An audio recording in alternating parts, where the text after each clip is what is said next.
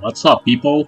Welcome to another explanation video. This time, I will explain the main perimeter and the sub-perimeter, and hopefully it will help you guys understand a little bit depth about how to do more damage in this game, and those stats matters. And let's get to it, shall we? Alright, so let's talk about some basics real quick. Strength, vitality, dex, agility. What is strength? Strength, attack, vitality, defense, HP, dex, accuracies, and agility, evade. So more strength means you'll do more attack damage. Actually, I forgot about damage. Damage is the soul skill power. And then the more attack, the more damage you'll do. The more defense, the more you'll be tanking. So you'll take less damage. More accuracy to hit. More evasion to dodge, which is kind of useless in extreme because you're gonna get hit no matter what. So don't know how much you'll need to be able to dodge a boss attack. It's quite a bit. So the other thing I want to tell you guys is that don't focus too much on the main page stats. The only thing you need to focus on the main page stats is the accuracy. If you are using if you are using square to down the bosses, this accuracy is the only thing that matters. If you're using sword skill like dual wield to down it with the triple combo, then you don't really need to worry about this accuracy as much. So essentially, these three stats don't really matter that much. It's just the accuracy. If you are trying to down the boss with a square, and majority of these the main perimeters are here just pressing square, so it don't matter too much. So the only thing that matters is the soul skill, damage, accuracy. I'm gonna get to it. Alright, so let's talk about custom soul skills. What are they? Damage. How do we do them? Adjustment. So basically, well, in this case I'm gonna use Starburst, but it will be the same as other soul skills. In order to do more damage, you have to match the adjustment. Well, in this case, strength and agility. The only strength and agility that's really good is steel armor. So I'm gonna go over some combinations and stuff in a bit, but I'm gonna explain the sub perimeter and the main perimeter here real quick. So like the top part is the base that you see in the stats page. The bottom is the soul skills.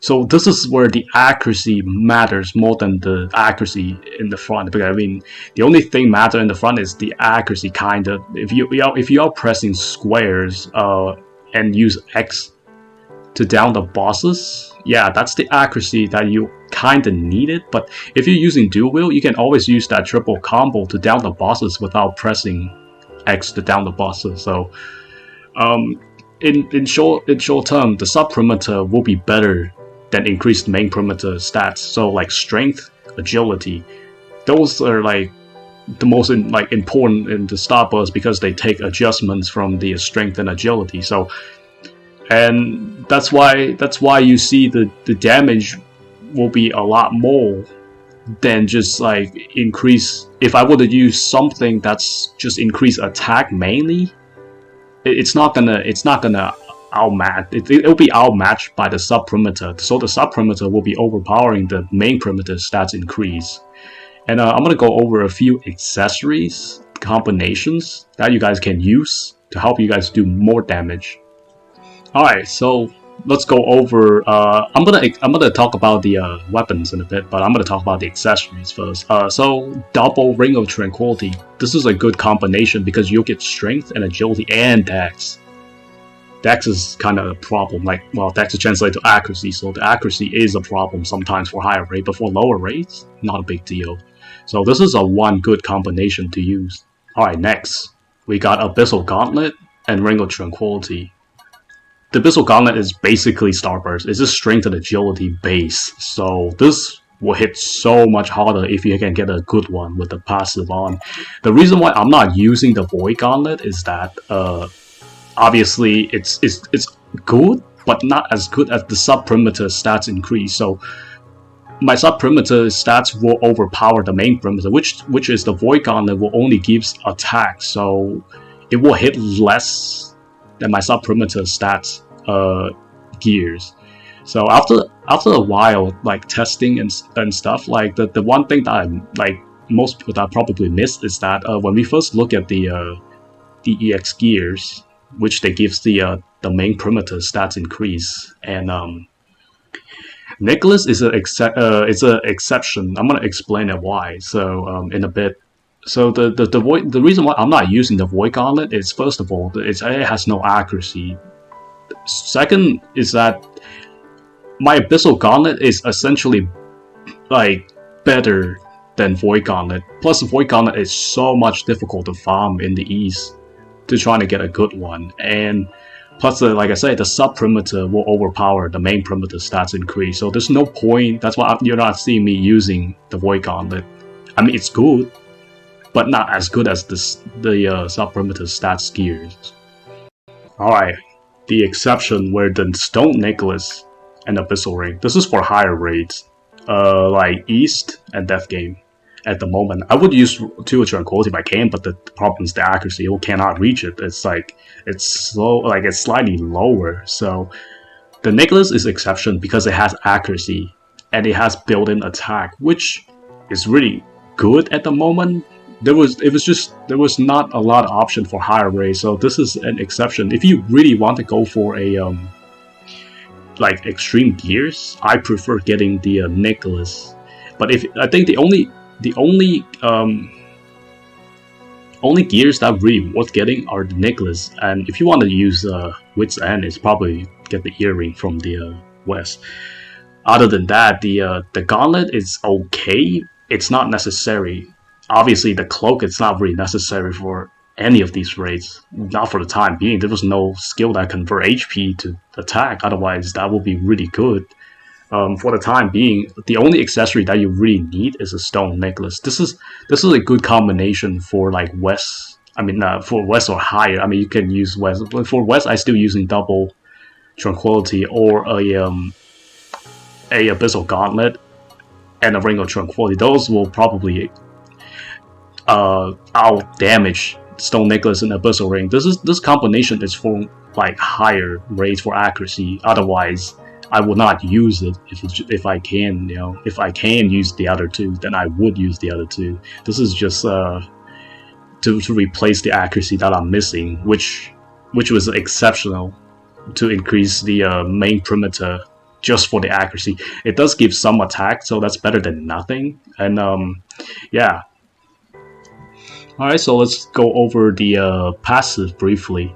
It mainly strength, and the you'll see me use most of the time is the strength, the 5% of everything, and 10% agility, because like the strength and agility is pretty much needed for most of the soul skill. All these weapons, they require somewhat of either strength or agility, so it's always good to have them. Some of them use Dex for the EX, but you can match that with the different armor, different accessory. Same as that's why I only use Starburst as a basic explanation, because just look at the adjustment, and then regardless, you can use strength for most of the builds because they works really well for them.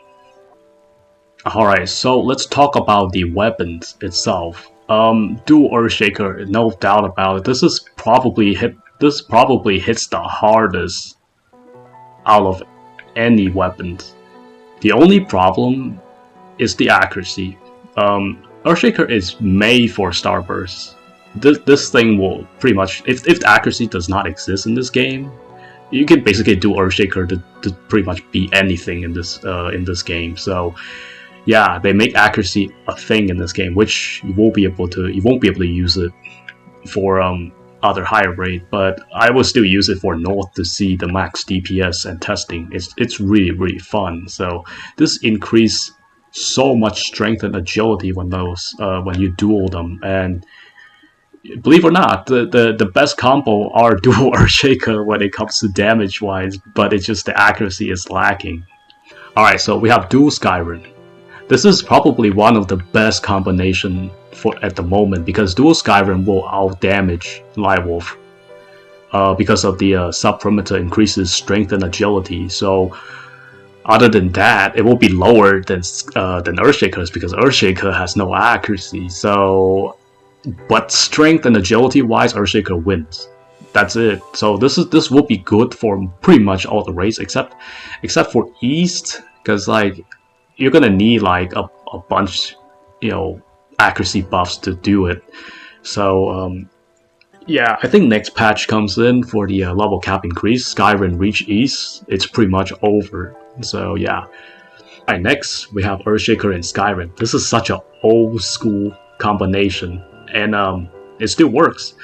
I think the farthest you can probably push is probably south. So with the just amount of accuracy and then mostly strength and agility, this combination can still hit really hard. So even though it's not too Earthshaker or too Skyrim where they have the same stuff, this will be a mix, which it can work, but just not like for higher rates. Alright, now we have 2 4-stat Lightwolf.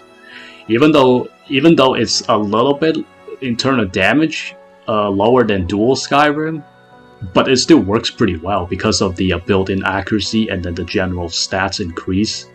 So it's good to have some agility better than no agility. So this is a good combination to use for a little bit higher rates when the accuracy does matter, where Skyrim can't reach at the moment. Alright, next we have Lightwolf and Skyrim. This is also a really good combination.